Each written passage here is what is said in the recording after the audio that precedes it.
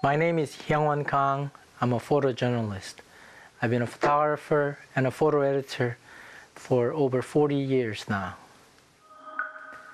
What do you remember when you read a newspaper?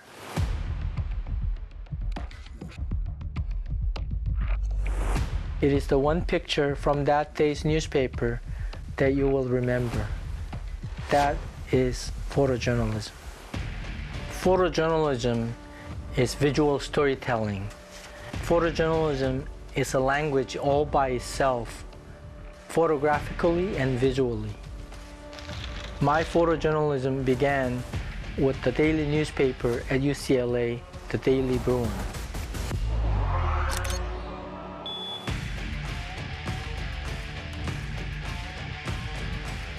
At UCLA, we had the opportunity to cover breaking news, NCAA sports. We had national newsmakers who come to UCLA to make speeches.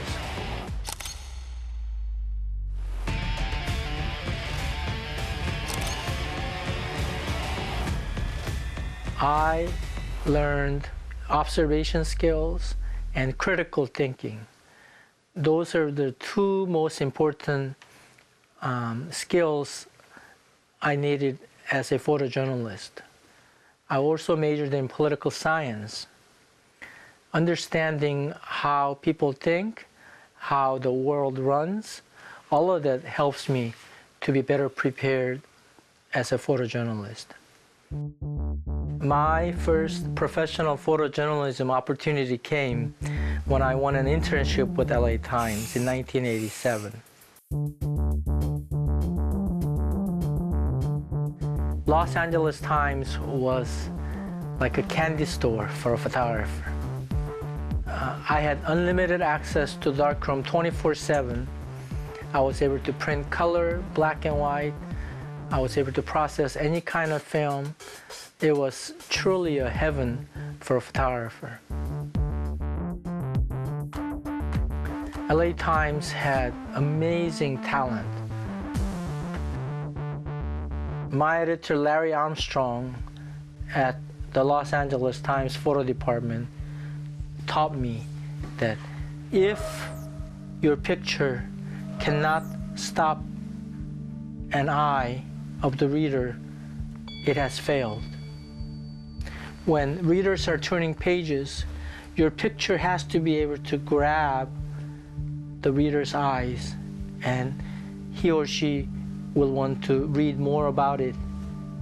Then you have succeeded in your pictures.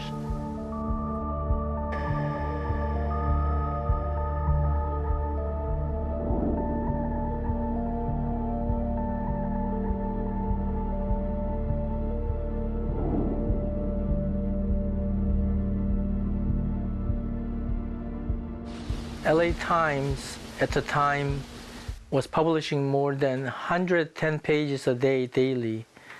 They printed more words in LA Times every day. There are more than all the words in the New Testament of the Bible. We had more than 1,100 employees in the editorial department. I was the only one who had Korean, Spanish, Mandarin, and photography skills. That came in handy later when I had to cover LA riots in Koreatown. Inaction of the 17 officers may now be investigated by the U.S. Attorney's Office for possible...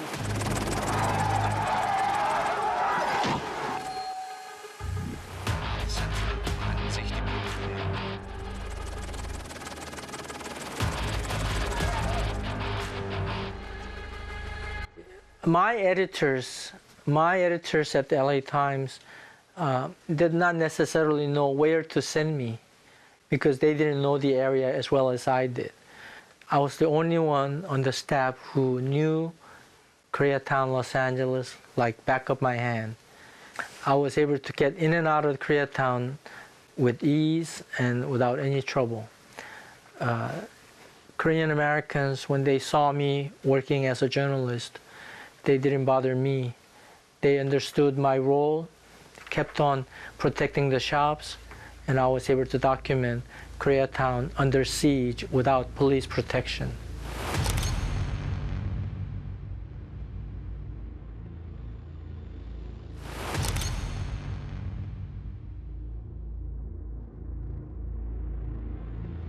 In my company car, I heard on the police scanner, all units, evacuate from Florence and Normandy. I just couldn't believe what I just heard. When there's a trouble, police should go in, but instead they were ordering them to move out. One of the retired detectives from the LAPD told me that the commander who ordered the police to evacuate had no choice because police were not prepared to deal with a large-scale protest.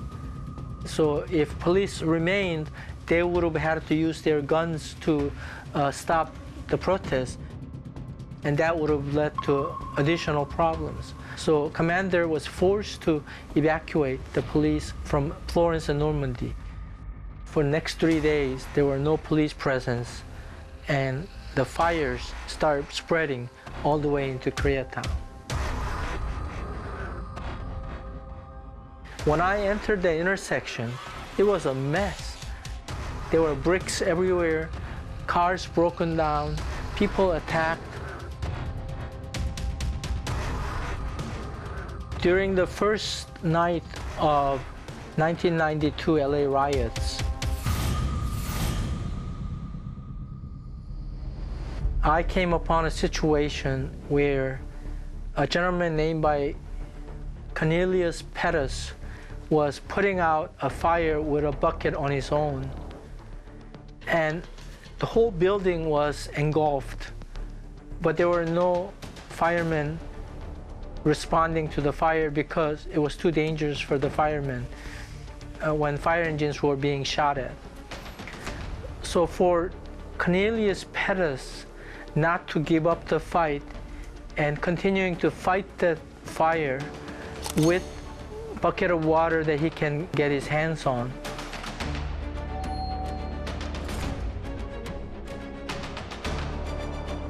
it was a reflection of the helplessness and spirit of not giving up, which is the nature of us humans.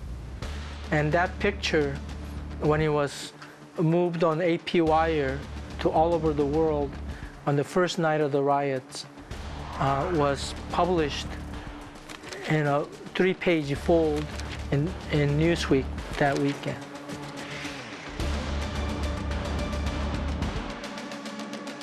The residents of Koreatown came out, worked in unity, and helped put out the fires, prevented additional damages by looters, and it was a community working on its own without police presence. It turns out later that the police were barricaded on Highland and Wilshire, which is sort of like the entrance to the Beverly Hills and more affluent area of the Mid-Wilshire district. Were picking and choosing what they wanted out of the store. There's absolutely no presence of police officers. That's the situation right here. Well, we hope police can protect, but as you see, this shortage of manpower, police.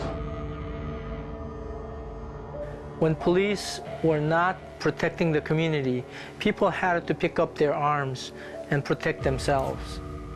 When a lone Korean American young man holding a handgun on his hand crouched behind the forklift, anticipating the approaching looters from attacking the grocery store that he was protecting.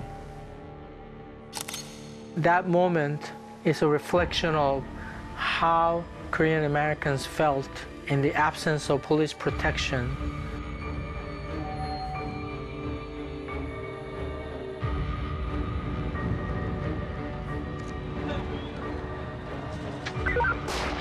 When photojournalists enter hostile environments, we have to make plans not to die.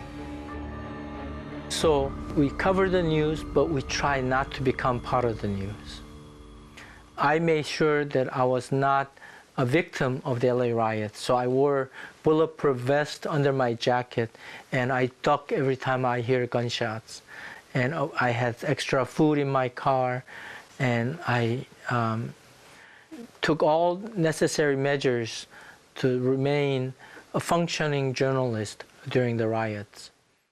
On the second night of the LA riots, on April 30th, I was spending all night with armed Korean Americans who were protecting the shops. There were sporadic gunshots going off here and there, but all of a sudden there was a barrage of gunshots coming from Hobart and 3rd Street area. So I rushed over there, and there were 4 Korean American college-age kids who were just pulled out of their bullet-ridden car, and they were resting against a shop window. One of them already passed away. And LATimes published the picture of Edward Lee dead at the intersection.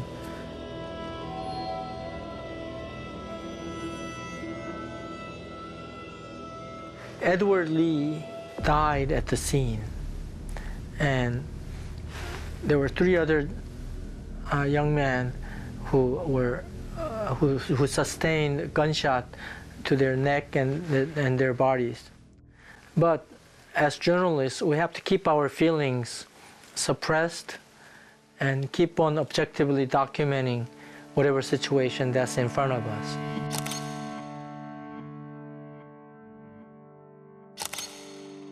The police finally showed up to Koreatown after Edward Lee passed away. The next day, Rodney King had a press conference saying that this isn't what it's supposed to be. We cannot go on like this. And he says, can we all get along? I just want to say, you know, can we all get along? Can we stop making it horrible for the older people and the kids? And that stopped the riots.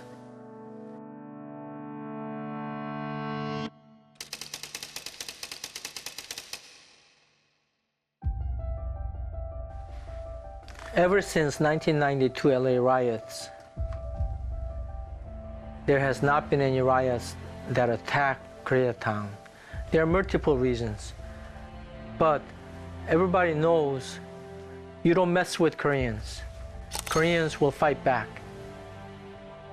Korean American men picked up their arms and started protecting Koreatown on their own.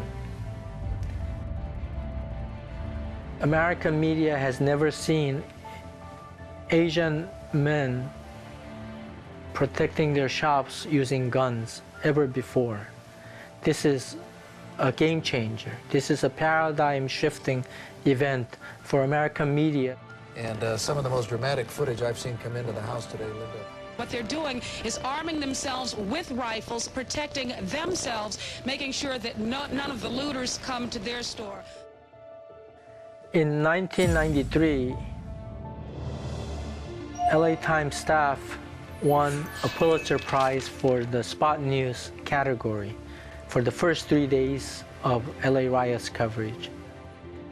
I was honored and humbled that I was part of the Pulitzer Prize in 1993, but I'm more grateful that I was able to document history of LA riots in my pictures for eternity.